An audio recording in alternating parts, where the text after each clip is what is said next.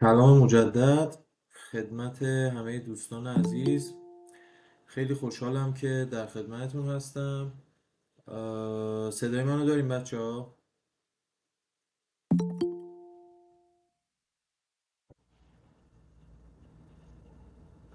موضوع صحبت همونطور که از قبل گفته بودیم در مورد کنکور ارشد هست و مخصوصا گرایش های هنرهای ساخت و مخصوصا تکنولوژی با اهمیت بیشتر، چون خب رشته خودم هست بیشتر میتونم راجبش اظهار نظر کنم. حالا در کنارش با کمک دوستان دیگه سعی میکنیم راجب انرژی هم نظراتی رو بدیم و یکم هم راجب مدیریت پروژه. ببینیم بچه ها، مهمترین نکاتی که میخوام بهتون بگم، اول بحث انتخاب رشته گرایش تکنولوژی هستش. ببینین، اولا که من به هیچ عنوان راجع به در واقع دانشگاه های شهرهایی به جز تهران نمیتونم نظر بدم. در ادامه بهتون خواهم گفت و راجع به دانشگاه بهشتی و تهران توضیح خواهم داد خدمتتون که چه تفاوتی دارن. خیلی ها میپرسن که کدوم اول بزنیم. اینو توی این میتینگ قراره یک بار برای همیشه راجع به صحبت کنیم و این میتینگ هم قراره توی یوتیوب آپلود بشه تا داوطلبین سالهای آینده هم بتونن استفاده کنن. ببینید بچه ها، یک تفاوت خیلی فاحشی بین بهشتی و تهران وجود داره که این تفاوت هر سال هم داره عمیق‌تر میشه. یعنی قبلا به این شدت نبود، هر سال داره با سیاست‌هایی که دانشگاه بهشتی پیش گرفته این اختلافه داره بیشتر میشه. ببینید شما در کنکورتون با یه سری درس مواجه بودین، درس سیستم بوده، عناصر بوده، ایستایی بوده.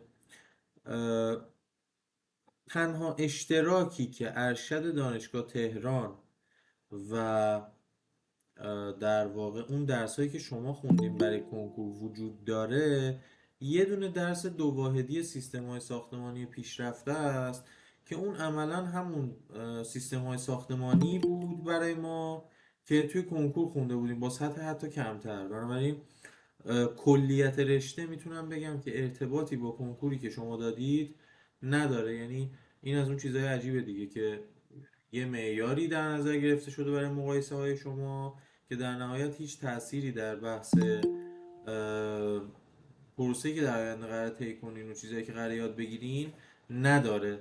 حالا چه اتفاقی در دانشگاه تهران قراره بیفته؟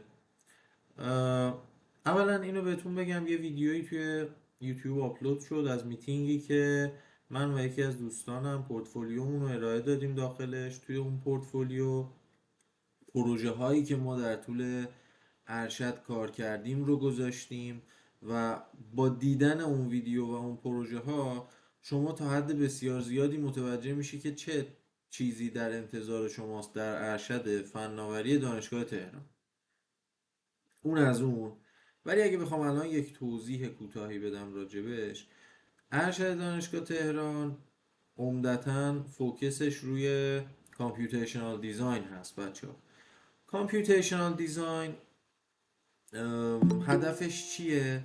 هدفش اینه که ما به جای اینکه بیایم برای یک طرح یک آلترناتیو ارائه بدیم، بیایم پروسه الگوریتمی که رسیدن به اون طرح رو در واقع طراحی کنیم به جای محصول نهایی. و در طول این الگوریتمی که فایده این الگوریتم چیه؟ اینه که ما یک بازه ای از جواب ها رو به جای یک دونه جواب میتونیم داشته باشیم و این بازه ای از جواب ها به در واقع طراح این امکان رو میده که بتونه بررسی های بیشتری رو در فاز اولیه طراحی داشته باشه، بتونه پرفورمنس انتخابی که داره رو از نظر انرژی، از نظر سازه‌ای بتونه بسنجه در پروسه طراحی همون مرحله اولیه طراحی.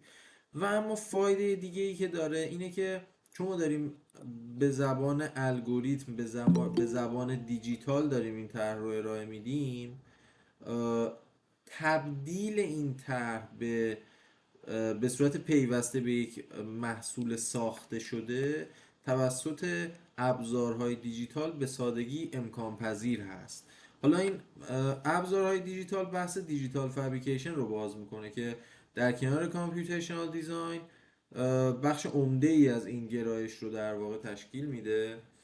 و داستان از چه قرار هست؟ از این قرار هست که ابزارهای دیجیتال از ساده تریناش بگیریم که لیزر کاتر و CNC هست، تا 3D پرینت ها انواع اقسامش، تا حالا در سطح بالاتر کارهایی که با بازوهای رباتیک انجام میشه و ابزارهای دیجیتال ساخت هستن اینا. که در واقع چه اتفاقی داره میفته در این علم؟ اتفاقی داره میفته اینه که فاصله بین طراحی و محصول ما که معمولا ساختمان هست، این گپی که وجود داره بین در واقع طراح و سازنده داره به صفر میرسه.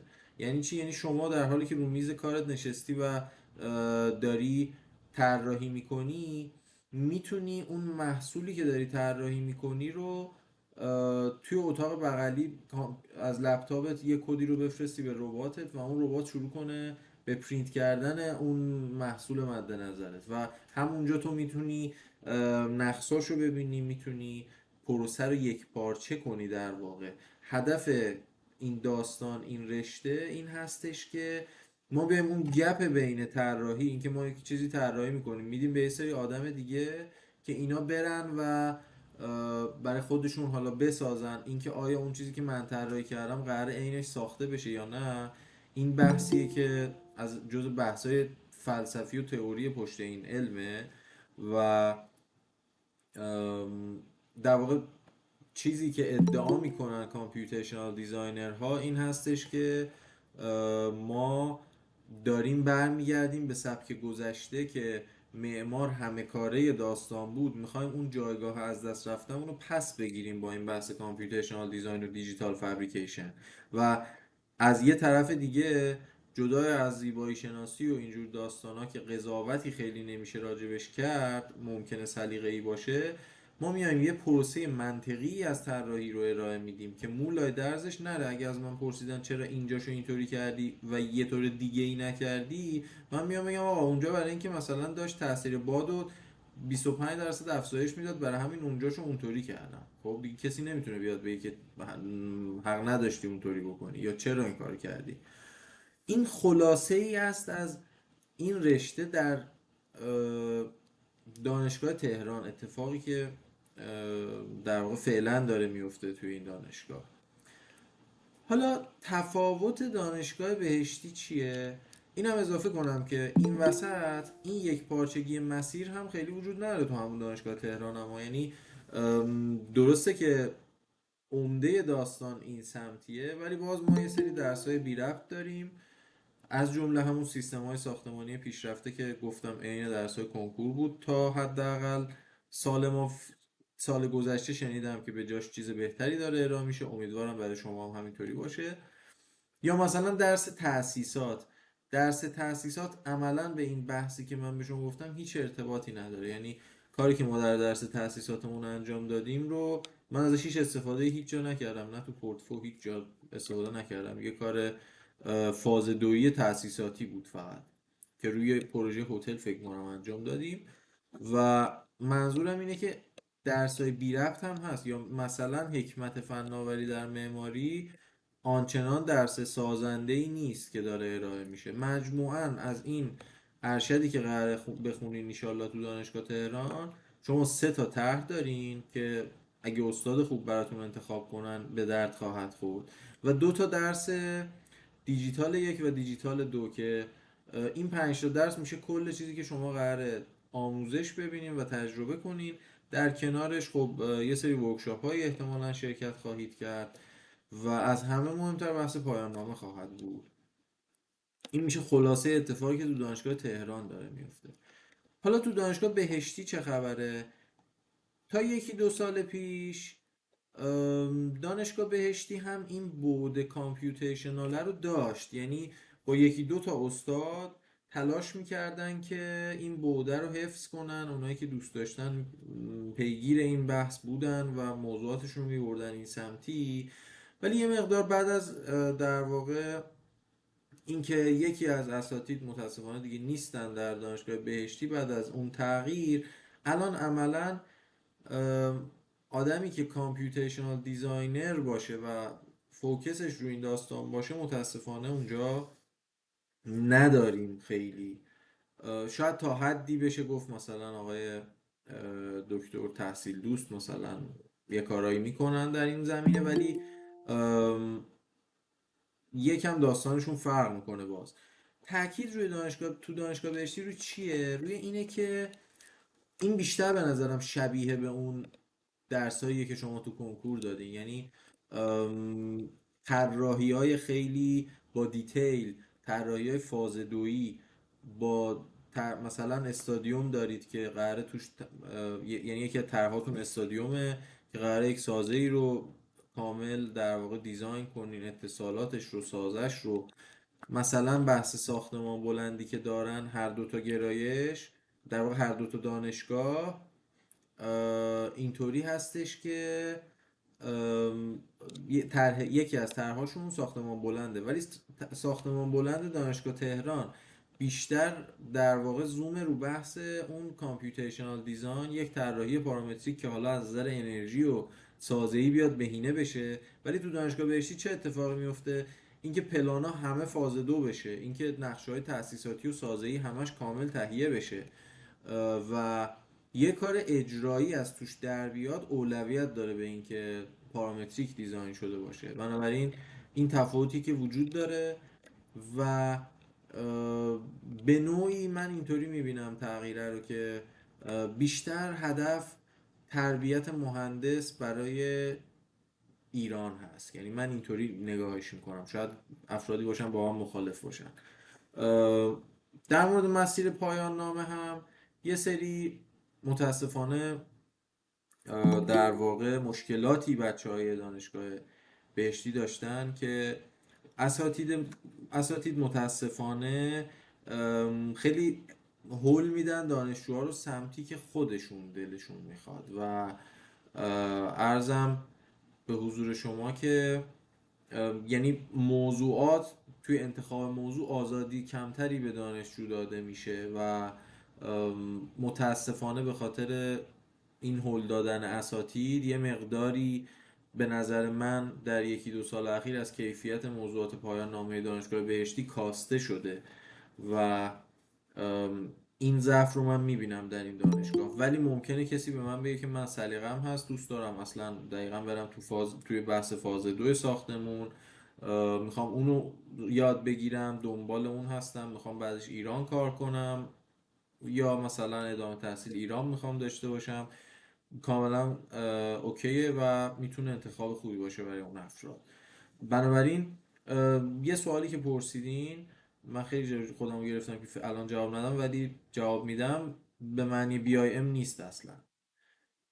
نزدیکترین چیزی که ما به بی آی ام داریم در گرایش های ارشدمون بحث مدیریت پروژه است که اونم باز لزوما به معنی بی آی ام نیست. یعنی شما میتونی انتخاب کنی در مدیریت پروژه بری سمت بی آی ام یا میتونی نری. و بله توضیح میدم. ببینین در مورد تفاوت تهران و بهشتی که مفصلا توضیح دادیم، میرسیم به سوالی که سالهاست آزار میده منو، همین سوالی که دوستتون پرسیدن و باعث و بانی این سوال آزار دهنده سازمان سنجش هست قطعا، که در واقع نمیدونم اولین بار کی اومده اسم در واقع بایونیک رو گذاشته روی این داستان و اضافه کرده جدای از دیجیتال. هر کی بوده در سر بزرگی درست کرده. بچه ها، بایونیک و دیجیتال هیچ تفاوتی با هم دیگه در دانشگاه تهران ندارن. دو تا کد رشته تعریف شده برای شما، هر دو یکسان هستن بچه ها. نه تفاوتی در درساشون وجود داره، نه تفاوتی در کلاساشون وجود داره، همه با هم قرار سر یک کلاس بشینین بایونیک و دیجیتال. در نهایت هم همتون فناوری معماری گرفتین. کسی هم در واقع خارج از ایران اهمیت نمیده که شما مثلا تو مدرکتون نوشته بایونیک یا نوشته دیجیتال، هیچ اهمیتی نداره. چرا اهمیت نداره؟ چون بایونیک اصلا یه چیز من درآوردیه. یعنی چی؟ بایونیک به عنوان یک درس معنی میده، بایونیک به عنوان یک در واقع فیلد معنی پیدا میکنه، ولی هیچ جا من نشنیدم گرایش ارشد معماری مثلا بایونیک داشته باشیم. هیچ جای دنیا من نشنیدم گرایش ارشد به این اسم داشته باشیم. بنابراین این یک چیز کاملا یک نامگذاری بیهوده است و حتی دوستانی که دیجیتال قبول میشن هم درس بایونیک رو قراره که پاس کنن. ایشالله اگه خوش شانس باشن هم با دکتر متینی قراره این درس رو پاس کنن و یکی از بهترین درس هاییه که اتفاقا توی ارشد معمولا دکتر متینی موضوعات خیلی خوبی انتخاب میکنن برای درسشون، موضوعاتشون بروزه و خروجی های خیلی خوبی داره معمولا کلاسشون. بنابراین یک بار برای همیشه امیدوارم این سوال پاسخ داده بشه و بایونیک و دیجیتال هیچ فرقی نداره، آینده کاری و اپلایش هم هیچ فرقی با هم دیگه ندارد. خب پس ما راجع به تفاوت تهران و بهشتی توضیح دادیم. اینکه بعد از تهران و بهشتی انتخاب کجاست، کجا رو باید بزنیم تو انتخاب رشته. من بچه ها گفتم در مورد شهرهای دیگه نمیتونم نظر بدم، ولی فقط یک چیزی میگم بهتون. ببینیم بچه ها، حقیقت اینه که بهترین دانشگاه های کشور ما هم دانشگاه تهران، دانشگاه بهشتی هم در مقیاس بین المللی آش دهنسوزی نیستن. انشالله بعد از فارغ التحصیلی این رو خیلی بهتر متوجه خواهید شد که خیلی خبری نبود، مخصوصا بعد از اینکه ایشالله مقطع تحصیلی بعدیتون رو خارج از ایران گذروندین بیشتر متوجه این موضوع میشین که اتفاق خاصی براتون نیفتاده که توی این دانشگاه ها درس خوندین. وقتی دانشگاه خوب ما خودشون هزاران مشکل و مسئله دارن، اصلا به نظر من ارشد تکنولوژی خوندن، مثلا دانشگاه مثال میگم، مثلا دانشگاه همدان، مثلا دانشگاه در واقع بابل، مثلا دانشگاه کاشان، من نمیگم خروجی خوب اونجا نداره. من فقط یک چیز میگم، شما هر کدوم از این دانشگاهایی که گفتم و پذیرفته بشید، باید بدونین در ادامه این مسیر شما تنها هستید. اگر قرار باشه کاری برای خودت بکنی، خودت تکی قرار بکنی، کسی قرار نیست. تبریز هم همینطور، فرقی نمیکنه. شما ممکنه که با اثبات لیاقت خودت بتونی از اون دانشگاه، چه تبریز چه بابل چه کاشان، به بهترین دانشگاه دنیا بری و دکترا بخونی. ممکنه، من نمیگم ممکن نیست، ولی اگر این کار شد فقط و فقط به خاطر تلاش خودت خواهد شد. بنابراین من نمیام اینا رو بچینم بگم مثلا تبریز کاشان بابل همدان یا تبریز همدان کاشان بابل. نمیگم اینو، نمیتونم بگم، چون معیار و مقیاسی برای مقایسه اینها وجود نداره. به نظر من اینکه آدم تو اگه انتخابت افتاد به اون دانشگاه ها، به نظرم اونی که به شهر خودت نزدیکتره، شهرتره، کلان شهره و در واقع برات ساده تر زندگی کردن اونجا، اونو انتخاب کنی خیلی منطقی تره تا بخوای بر مبنای علمی اینا رو قضاوت کنی. بنابراین اینو گفتم که در واقع نپرسید. در مورد دانشگاه علم و صنعت هم، دانشگاه علم و صنعت فناوری شبیه توضیحیه که به دانشگاه تهران دادم خدمتتون و متاسفانه با کنکور معماری دانشجو میگیره. با اینکه دکتر رهبر و دکتر ترکاشمند خیلی تلاش کردن که این روند رو تغییر بدن و از کنکور هنر ساخت هم دانشجو بگیرن، ولی متاسفانه هنوز این اتفاق نیفتاده. علم و صنعت فوق‌العاده است فناوریش و کسی که کنکور معماری داده رو من توصیه میکنم واقعا بهش. فناوری علم و صنعت خیلی نسبت به بهشتی که خیلی به نظرم بهتره، ولی میگم با سلیقه دیگه، با همه توضیحاتی که دادم در نظر بگیریم. با سلیقه من فناوری علم و صنعت بی‌نظیره. طرح درس‌ها آپدیت میشن، این مهمترین ویژگی علم و صنعته و بسیار کارهای جذابی اتفاق میفته در سایه دکتر رهبر که تقریبا میشه گفت توی این فیلد بهترین هستن در ایران. خب میریم یه ذرم بچه های انرژی رو صحبت بکنیم که احتمالا همراه ما هستن. ببینین این شد مقایسه تکنولوژی ها با هم دیگه. برای انرژی بچه ها داستان کاملا فرق میکنه. یعنی همونطور که من گفتم که از چه لحاظایی فکر میکنم که دانشگاه تهران تکنولوژی از بهشتی بهتر هست، طبق سلیقه من و نظر شخصی من، انرژی داستانش فرق میکنه. چرا فرق میکنه؟ انرژی دانشگاه بهشتی به نظر من بهترین در واقع دانشگاه برای گرایش انرژی قطعا مال دانشگاه بهشتی هست. چرا؟ به خاطر فشار مضاعفی که به دانشجو وارد میکنن، به خاطر پروژه هایی که ازشون میخوان، باعث میشه اون فشاره و اون آموزش های نرم افزارهای انرژی که به موقع بهشون داده میشه و ازشون خواسته میشه و که خروجی ارائه بدن، این باعث میشه که پورتفولیو خیلی پرتری دارن بچه های بهشتی در فارغ التحصیلی و در مقابل دانشگاه تهران یک مقداری کمکارترن به نظرم بچه ها و اون فشاری که بالاخره وجود داره در دانشگاه بهشتی که به دانشجو وارد میکنن در دانشگاه تهران وجود نداره. همین به نظر من باعث شده که متاسفانه در واقع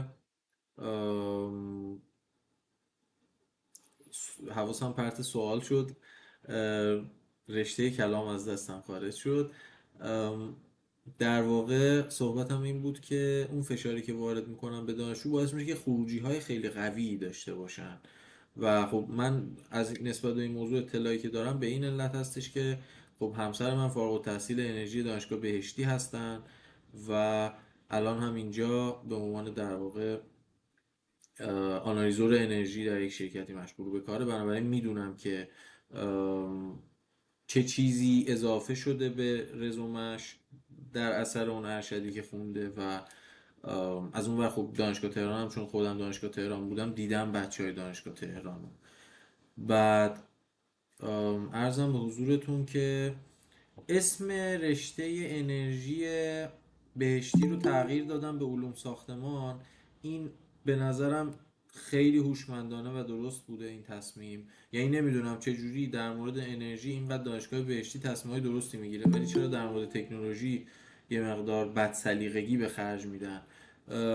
تغییر نام به علوم ساختمان هوشمندانه بوده. چرا؟ چون ما در سطح بین المللی رشته بیلدینگ انجینیرینگ، بیلدینگ ساینس رو زیاد داریم ولی شما اگه سرچ کنین متوجه میشین انرژی و معماری ما جایی نداریم.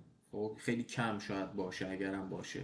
بنابراین این تغییر اسم یک تغییر هوشمندانه و کاملا درست بوده برای این گرایش و ولی ما حالا تحت عنوان انرژی چون از قدیم بوده به این اسم خطابش میکنیم. بعد ارزم به حضورتون در مورد مقایسه دانشگاه های انرژی گفتم دانشگاه بهشتی به نظر من بهتره از دانشگاه تهران. بعد دانشگاه تهران هست قطعا. بعد از دانشگاه در واقع تهران و در واقع بهشتی ما دانشگاه هنر رو داریم و الان یه لحظه از ذهنم خارج شد که یادم نیست اگر از دوستان کسی حضور ذهن داره دانشگاه در واقع تربیت مدرس نمیدونم انرژی داره یا نه، فکر کنم نداشت. و عرضم به حضورتون که پایداری علم و صنعت اگر کسی از معماری در واقع بخواد واردش بشه، پایداری علم و صنعت گرایش خوبی هست. خانم دکتر صنایعیان استاد بنده و چون من بچه کارشناسی علم و صنعت بودم خب نسبت به علم و صنعت هم شناخت دارم و خانم دکتر صنایعیان با همکارانشون پایداری علم و صنعت رو خیلی بهبود دادن به نظرم و اون در واقع بعد از فناوری علم و صنعت پایداری علم و صنعت قطعا بهترین گرایش دانشگاه علم و صنعت هست و بعدش هم احتمالاً مسکن قرار میگیره اگر بخوایم ترتیب بندی کنیم، بقیهش هم که اصلا نیستمشون. بعد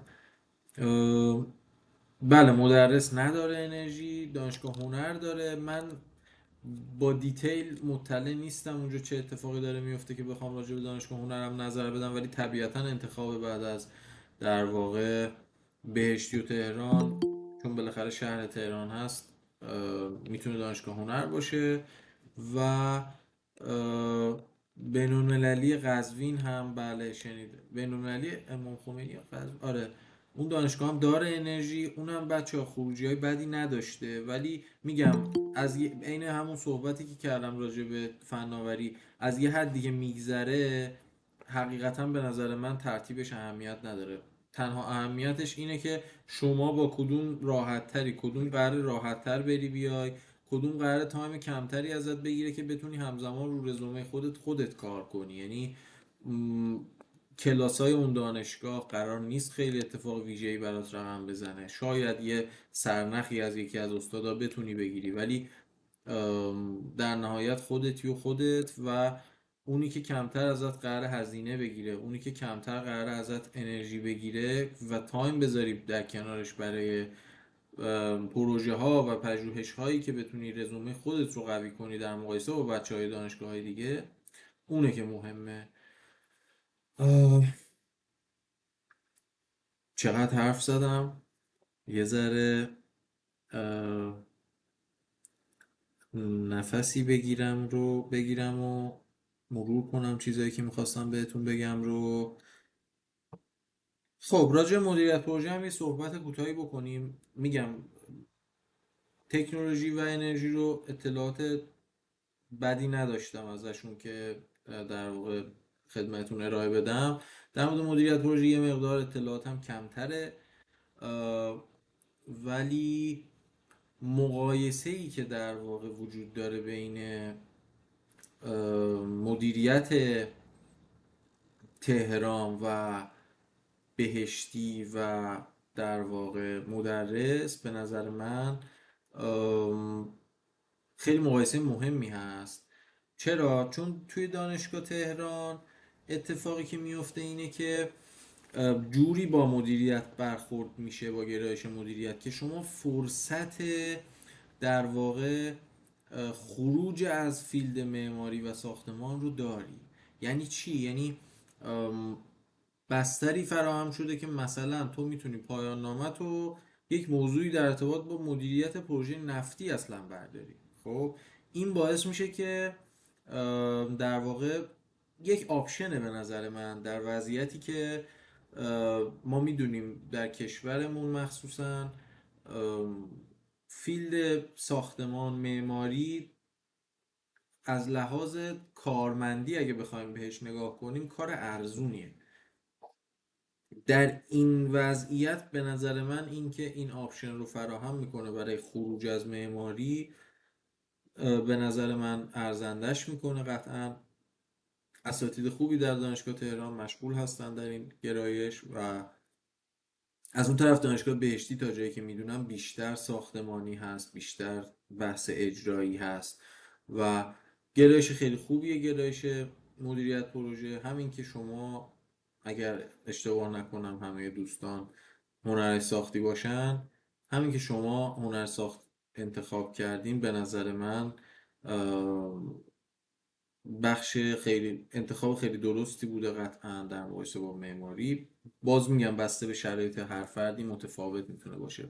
من قبلا هم گفتم گرایش های معماری برای اشخاصی که کارشناسی دانشگاه خوبی نبوده، طراحی رو آنچنان که باید نتونسته یاد بگیره، علاقه ویژه داره به طراحی معماری و نیاز به اساتید و طرحهایی داره که بتونه اون طراحی که تو کارشناسی یاد نگرفته رو یاد بگیره، میتونه گزینه مناسبی باشه گرایش معماری. در غیر این صورت پیشنهادش نمیکنم من.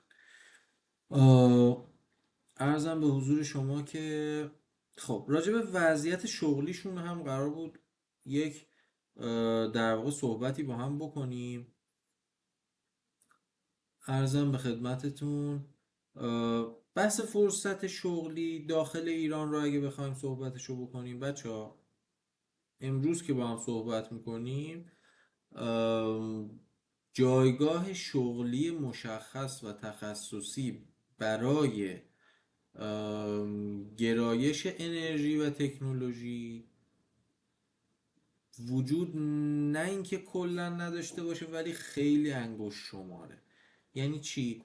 یعنی شما ایران چی؟ میخوای ایران بمونی؟ بازار کار ایران تکنولوژی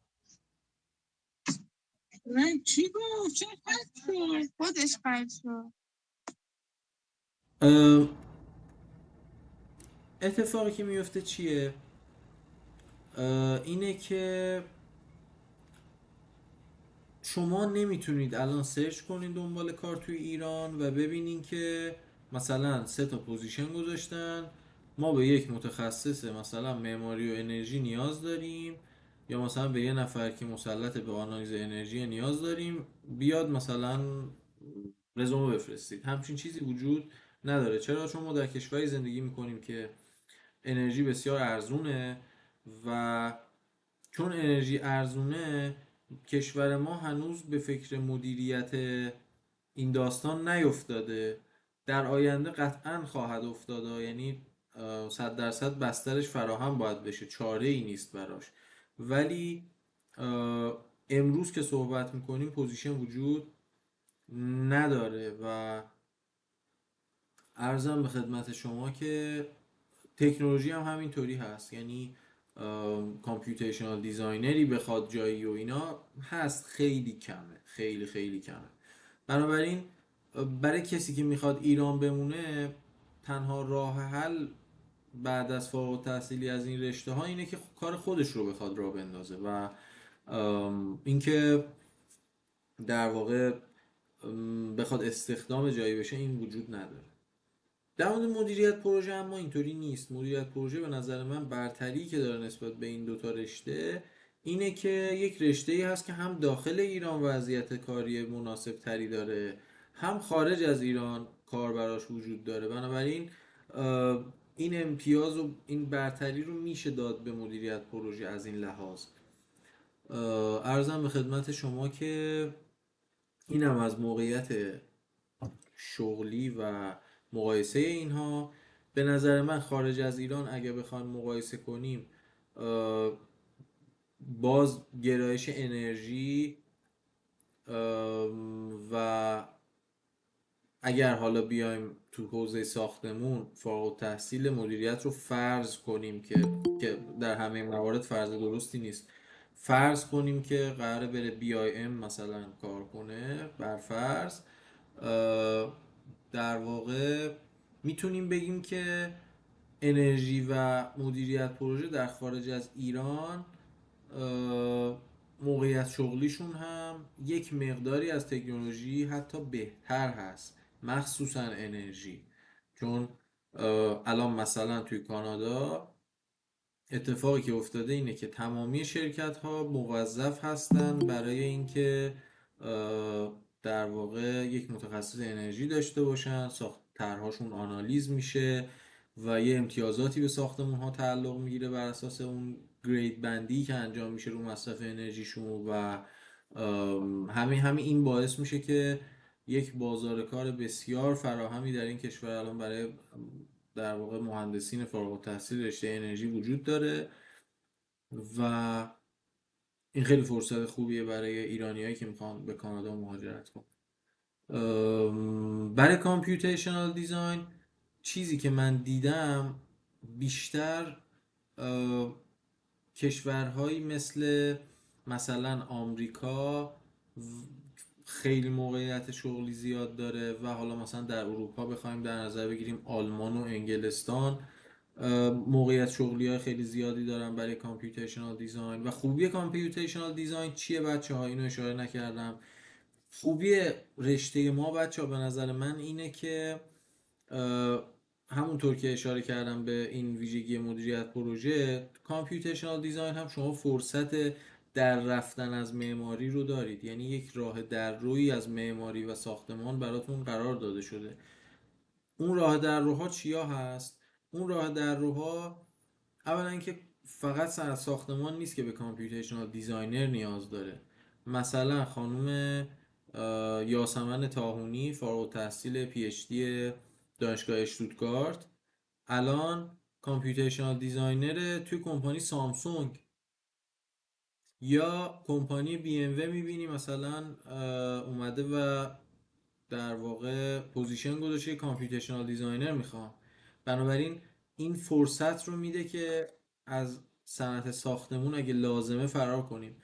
یک امکان دیگه ای وجود داره که من خودم خیلی بهش فکر میکنم، بحث برنامه نویسی هست. شما به واسطه این رشته قراره که برنامه نویسی یاد بگیری. اگر علاقه‌مند باشی، تواناییشو داشته باشی، امکان اینکه بری سمت کامپیوتر ساینس، امکان اینکه بری سمت برنامه نویسی و هوش مصنوعی برات وجود داره. بنابراین این یکی از برتری‌های به نظرم رشته ماست. اینم از این. امکان مستقیم جاب آفر گرفتن بعد از فارغ التحصیلی برای همه هست. احتمالش صفر نیست برای هیچ کدوم از این سه گرایشی که گفتیم، ولی کلا جاب آفر گرفتن و باهاش اومدن یه کشور خارجی یه مقداری سخته. نمیگم غیر ممکنه، چون آدمایی بودن که این کارو کردن، ولی از اپلای تحصیلی به نظر من سخت‌تره و خیلی صبر و ممارست بیشتری میخواد. یعنی شما اگه مثلا با رزومت 20 تا جا اپلای کنی برای پی اچ دی، دوتاشو اکسپت میگیری، برای کار باید 100 تا اپلای کنی که یه دونه شاید بگیری شاید نگیری. در نتیجه اینه داستان. خب من یه مروری بکنم. خب اوکی.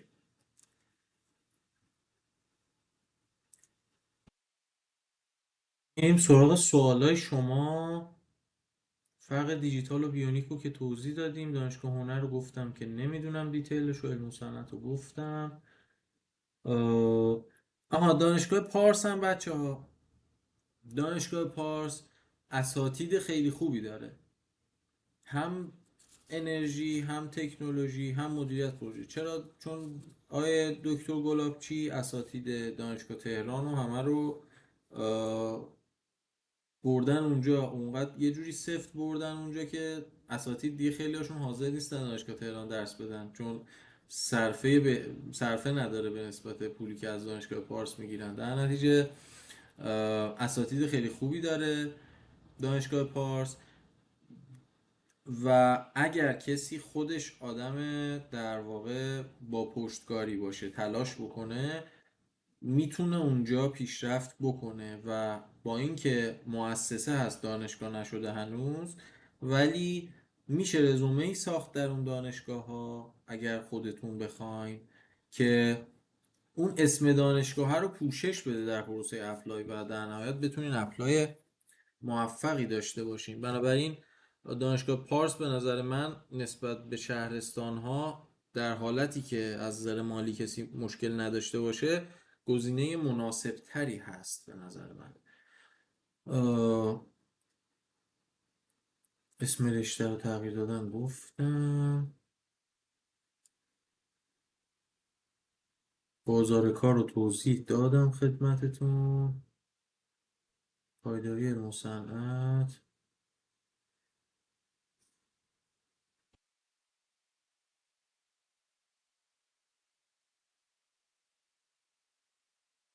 ببینین در مورد پشت کنکور موندن من یک صحبتی بکنم. به نظر من بچه ها، بهترین دانشگاه ایران هم ارزش این که آدم برای رسیدن بهش 2 سال تلاش کنه رو نداره. این نظر شخصی منه. من خودم اگر اتفاقی می افتاد و کنکور ارشد رو از دست می دادم، برنامه‌ام سربازی بود.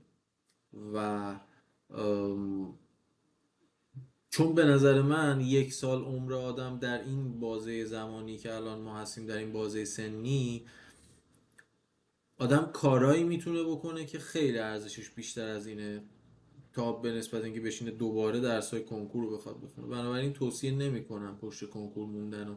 شما یک دانشگاه ضعیف هم حتی اگه قبول بشین، اگر خودتون بخواین، اونقدر اطلاعات توی یوتیوب دوره هست، توی کورسرا دوره هست، انواع کلاس ها برگزار میشه، بسیاری از اساتید استقبال میکنن، کمک میکنن، حتی دانشجو از دانشگاه های دیگه بیاد کلاس هاشون شرکت کنه و بسترش وجود داره که شما بتونین یاد بگیریم. بنابراین اگه کسی بخواد تو همون دانشگاه های ضعیف هم میشه نتیجه خوب گرفت، به شرط اینکه تلاش زیاد بکنین. ببینید کسی که میره اونجا متاسفانه، خب خیلیا الان این صحبت رو میشنون ولی 1 ماه بعد یادشون میره داستان و در تحت تاثیر جو ضعیفتری که تو اون دانشگاه هست، سطح انرژیشون میاد پایین، انگیزشون رو از دست میدن. ولی اگه یه نفر بتونه واقعا بدون توجه به جو حاکم بر اون دانشگاه تلاش بکنه، به نظر من از همون دانشگاه ایکس شهرستان هم امکان رسیدن به یک دانشگاه خارجی خیلی خوب وجود دارد، به شرط تلاش خیلی بیشتر. و اسم دانشگاه یک پارامتر در پروسه اپلای شما هست، پارامترهای دیگه میتونه پوششش بده اگه قوی تر باشه. تکنولوژی دانشگاه پارس رو گفتم. مهندس استحکام، بچه ها مهندسی استحکام بخشی از گرایش های تکنولوژی رو من اطلاعی راجبش ندارم متاسفانه، عذر میخوام ازتون. و هزینه‌اش به چه صورته نمیدونم، هزینه چی رو پرسیدین، تفاوت نوبت دوم و پردیس ها رو هم تو این دو رشته بفرمایید. در مورد شبانه بچه ها، کسی که قصد، ببینین من اینو کامل توضیح بدم، خب خوب شد که پرسیدین. خانوم ها با توجه به اینکه بحث سربازی ندارن، بعد از فارغ التحصیلی ارشد عجله‌ای برای پذیرش گرفتن دکترا ندارن. یعنی اگر به جای مثلا 6 ماه بعدش 2 سال بعدش هم پذیرش بگیرن اتفاقی نمیفته. خب به همین علت میتونن از طریق کاریابی، طبق قانون امروز داریم صحبت میکنیم، نمیدونیم فردا چه اتفاقی قرار بیفته تو کشور، میتونن با کاریابی مدرکشون رو آزاد بکنن. برای آقایونی که سربازی دارن، باید سربازی برن، کاریابی در حالی که شما پایان خدمت نگرفتی نمیتونی مدرک تو بذاری کاریابی، در نتیجه باید پول بدی مدرکت رو آزاد کنی برای اینکه بخوای از ایران بری. بنابراین با توجه به هزینه‌های امروز که در واقع شهریه شبانه ارزونتر از آزادسازی مدرکه و جدای از ارزونتر بودنش شما هر ترم باید پرداخت کنی، یعنی یه حالت قسطی پیدا میکنه. اون آقایی که سربازی داره، قراره از ایران بره برای مقطع دکترا، اون بهتره که شبانه رو اول بزنه که در واقع مدرکش اتوماتیک دیگه آزاد کردن نخواد، چون پولشو داره ترم به ترم پرداخت میکنه، با هزینه کمتر میتونه مدرکش آزاد بشه. این از این. در مورد پردیس هم بچه ها، خب پردیس در واقع دانشگاه بهشتی تکنولوژیش نوبت دوم نداره، شبانه نداره، پردیس فقط داره. اگر کسی توان مالیشو داشته باشه، خب آموزشی که ارائه میشه یکسانه دیگه با بچه های روزانه، بنابراین میارزه به نظر من. اگه هزینه بستگی به وضعیت مالی هر فردی داره، اگه بحث هزینه مشکل نداشته باشین قطعا ارجحیت داره به دانشگاه های شهرهای دیگه. بین تکنولوژی علم و صنعت و تهران، یه ذره عجیبه این سوال. چرا؟ یعنی شما هم جز رتبه‌های برتر معماری هستین، هم تکنولوژی که این سوال رو میپرسین. به نظر من خودم اگه میخواستم انتخاب کنم دانشگاه تهران رو انتخاب میکردم، ولی پایان نامه رو با دکتر رهبر برمی داشتم که این کارم کردم. یعنی شما مجاز هستین که استاد دومتون رو از دانشگاه های دیگه شهر تهران انتخاب کنید و من این کار کردم. من دانشگاه تهران درس خوندم و دکتر رهبر رو به عنوان استاد پایان نامم انتخاب کردم که در واقع از مزیت بودن ایشون استفاده کنم. ولی خب این انتخاب یه ذره شخصی هم هست دیگه. چرا؟ چون من خب کارشناسی علم مستند بودم، میدونستم علم مستند چه خبره دیگه.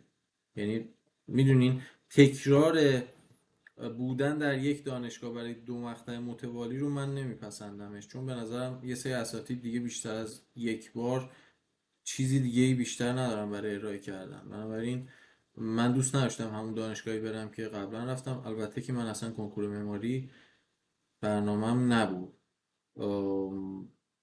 ولی من بودم تهران رو انتخاب میکردم.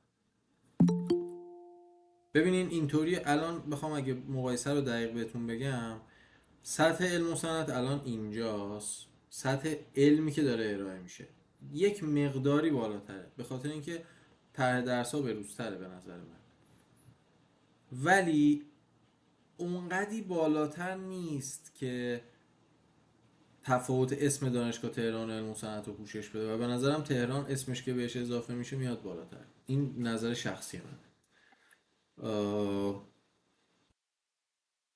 به علاوه اینکه تو علم و صنعت هنوزم یه سری درسای طراحی و اینا وجود داره دیگه که یه ذره من دوست ندارم، ولی آره این نظر شخصی میگه یک مقدار علم و صنعت علمیش بهتره، ولی اون تفاوته. و یه چیزی هم هست دیگه، یه چیزی هم خیلی مهمه اشاره کنم بهش، چون رتبه هایی که میرن علم و صنعت معمولا رتبه های بدتری هستن، این باعث میشه که جو بچه ها هم جو ضعیفتری، یعنی بچه ها به صورت میانگین بچه های ضعیفتری هستن از نظر توان مثلا فکری و هوشی. بخوایم در نظر بگیریم میانگینشون به نظر من با توجه به اینکه رتبه های بدتری میرن علم و صنعت یه ذره اون جوم اون سطح رو میکشه پایین دیگه به نظر من. ولی باز هستن دانشجوهایی که تو علم و صنعت که از همه دانشجوهای تهران بهترن یا برعکس، یعنی کسی ناراحت نشه از این حرف. مدرک پردیس اعتبار داخلی و بین‌المللی داره، هیچ فرقی نمیکنه اصلا. تو مدرک شما بنویسه پردیس هم شما ترجمه کنین کسی نمیفهمه فرقشو، اهمیتی نداره به نظر. اصلا کسی در نهایت مدرک شما رو قرار نیست مثلا نگاه کنه بگه خب اونجاش نوشته پردیس پس اینکه ننوشته پردیس رو بگیرم اون یکی رو نگیرم. نه اینطوری نیست اصلا. دانشگاه پارس و هزینه‌شو از تو سایتش نگاه کنیم، من نمیدونم. بله وبینار داره ریکورد میشه. شبانه ها واسه خوابگاه اذیت میکنن یکم نسبت به روزانه ها. بله بله درست میگن، مرسی که به این نکته اشاره کردین. متاسفانه به شبانه ها خوابگاه نمیدن، یعنی این یکی از قضایاییه که توی انتخابتون باید در نظر بگیرین. اگه از شهرستان میایین و قراره که تو خوابگاه بمونین روزانه رو انتخاب کنین، چون هزینه زندگی تو هزینه اجاره خونه و اینا تو تهران خودشون 2 برابر اون پولی که قراره کمتر شما برای شهریه بدین رو پوشش خواهد داد قطعا. برای دانشگاه شهرستان هم این امکان رو داره بخوایم استاد راهنما از تهران. فکر نمیدونم. ببینید قطعا باید از خداشون باشه که این اتفاق بیفته. هر دانشگاهی توی تهران میدونم دانشگاه تهران فقط از دانشگاه علم و صنعت و بهشتی و مدرس فکر میکنم قبول میکردن که من استاد دیگه ای رو معرفی کنم. یعنی مثلا من یه استادی از شهرستان میخواستم نمیشد، ولی برعکسش باید بشه قاعدتا اگه خود استاد قبول کنن دیگه. خب چرا دکتر رهبر استاد دانشگاه تهران نمیشن؟ جواب این سوالو ببینین هیئت علمی شدن تو ایران به موارد بسیار زیادی بستگی داره و متاسفانه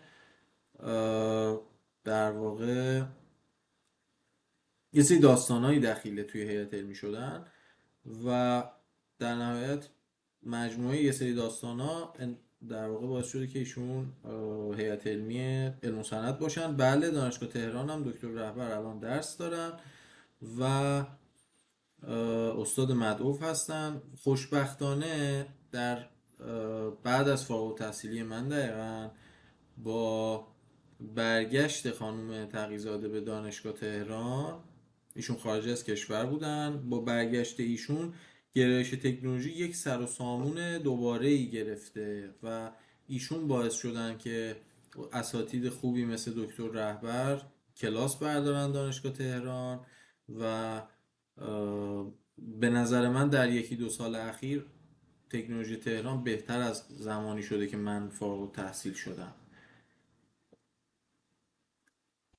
این بود از سوالا و جوابایی که در واقع انجام شد راجع به گرایش های هنرهای ساخت.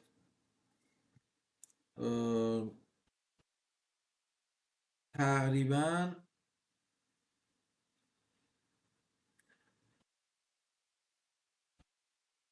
دکتر علاقمندان هم از اساتید بودن. الان یک چند سالیه که در واقع درس بر نمیدارن دانشگاه تهران و فکر میکنم به جای ایشون آقای اسمشون از خاطرم رفت،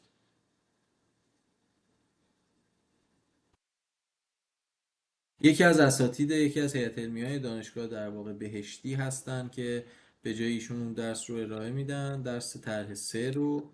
الان اسمشون متاسفانه خاطرم نیست، اگه دوستان کمک کنن ممنون میشم.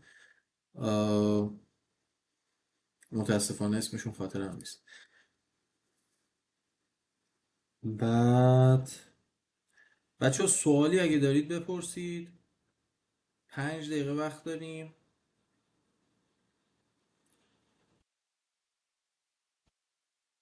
اگر میخواین میتونین حتی میکروفونتون رو باز کنین، نیاز نیست تایپ کنین حتما.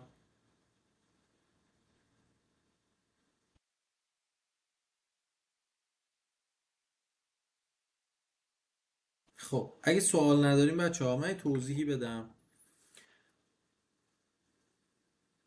بسیاری از شما احتمالاً در شروع مقطع ارشدتون هستین و عرضم به خدمتتون که توصیه من به شما دوستان این هستش که اگر امکانش براتون وجود داره، میدونم شرایط اقتصادی سخته، داستان زیاده، ولی بچه ها اگر قصد ادامه تحصیل خارج از ایران رو دارید، ارشدتون رو به عنوان یک شغل فول تایم برای خودتون در نظر بگیریم و مشغول به کار نشید جایی. چرا؟ چون این مشغول کار شدنه قضیه اینه که اون کاره حال و هواش با اون مخصوصا توی این ستا گرایش، مخصوصا توی دوتای اول یعنی تکنولوژی و انرژی، حال و هوای کاری که پیدا میکنین قطعا هیچ ربطی به این دوتا گرایش نداره و این تفاوته باعث میشه که شما نتونین با کیفیت درساتون رو بگذرونین، نتونین پروژه های با کیفیتی انجام بدین و به نظر من بیفایده میشه اگر همزمان بخواین مشغول به کار بشین. سطح رزومتون پایین خواهد اومد و اگر قصد اپلای دکترا دارید حتما جدی بگیرین از همون اول. حتما حتی دانشگاه تهران بودین، حتی دانشگاه بهشتی بودین، یادتون باشه ما دانشگاه های کشورمون رتبه بالای 300 دنیا هستن. خب و شما میخوای اپلای کنی، به نظر من بهتره که یه دانشگاهی بگی که لاغت تو 150 تای اول دنیا باشه. میخوای خونه زندگی تو ول کنی، خانواده تو ول کنی بری. بنابراین حواست باشه برای اینکه بتونی خودتو به سطحی برسونی که از ایران در بیای، یه جای خوب بگیرنت، نه هر در اومدنی ها، یه جای آبرومند پذیرش بگیری، باید جدای از دانشگاه تایم بذاری، باید دنبال چیز بروز باشی، نباید چون رفتی دانشگاه تهران، دانشگاه بهشتی، فکر کنی اساتیدی که اونجا هستن هرچی میگن عین وحی الهیه و حتما همه نظراتشون درسته. باید خودت سرچ کنی، خودت یاد بگیری، خودت ورکشاپ بری، خودت دنبال مقاله بگردی، خودت ببینی تو دنیا چه خبره، چون هیچ کس به اندازه خودت دلش به حال تو نخواهد سوخت. و متاسفانه بسیاری از اساتید مباحثی رو در واقع پیشنهاد میدن که برای خودشون، خب خودشون علم بیشتری تو اون هیته دارن، راهنمایی بیشتری میتونن بکنن تو اون فیلد، و این باعث میشه که یه سری موضوعات اون کیفیت لازم رو برای پایان نامه ها ندارن. از همین اول فکر این باش که بدونی در دنیا داره چه اتفاقی میفته، چجوری میتونم به روز باشم، بدونم بهترین دانشگاه دنیا دارن چیکار میکنن، اینو در نظر داشته باشین حتما. من فکر میکنم میتینگمون داره به پایان میرسه متاسفانه. در کسانی که سوالاتشون جواب داده نشد لطفا پیوی به من پیام بدن، من سوالاشون رو جواب میدم. ویدیو این میتینگ رو هم روی یوتیوب آپلود خواهیم کرد. خسته نباشین و خدا نگهدارتون باشه.